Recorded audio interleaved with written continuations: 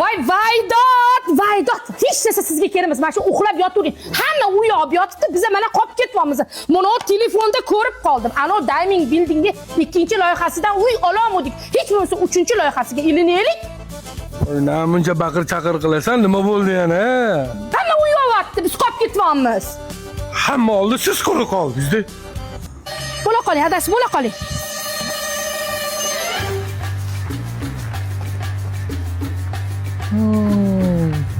Voy uyqusiramay, o'sha mana 6-qavati ham bitdi deb qopti. Voy mana detskiy plashapkalarni qarang, nabiralarimiz maza qilib o'ynaydi. Yuring, tezroq ma'lumot oling. Voy qayerga ketyapsiz? Bu yoqqa yuring. Kelinglar, xush kelibsizlar. Diamond Building loyihamizda uy xarid qilmoqchimisizlar? Biz bekor kelganimiz yo'q, uy olgani keldik. Ma'lumot bering. Adasi uxlamay eshiting. Bo'ldi, bino tomonga o'tsanglar, sizlarga sotuv menejerlarimiz ma'lumot berishadi. Diamond Building ko'p qavatli binoyimiz shu yil oxiriga bitishi rejalashtirilgan.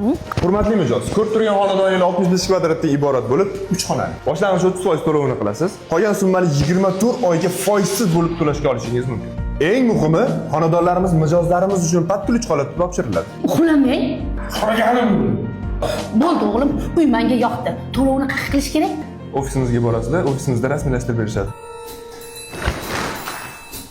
Yoramiz nima?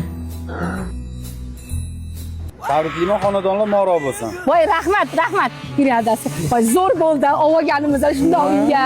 Voy, qo'shni nima qilib o'tiribsiz? Gapirmang, odam emas ekansizlar. Men 5 yildan beri yangi potinka ololmayman. Siz bo'lsa yangi uy olasiz. Yana Diamond Buildingda chetim yonyapti. Suvda o'tiribman. Mana bo'lmasa, mana kuyib bo'lib ket. Mana. Uyqusi ochildi. Diamond Buildingdan uy xarid qilish orzuligicha qolib ketmasin. Tezda kelib, pastdagi raqamlarga qo'ng'iroq qilib uy olinglar.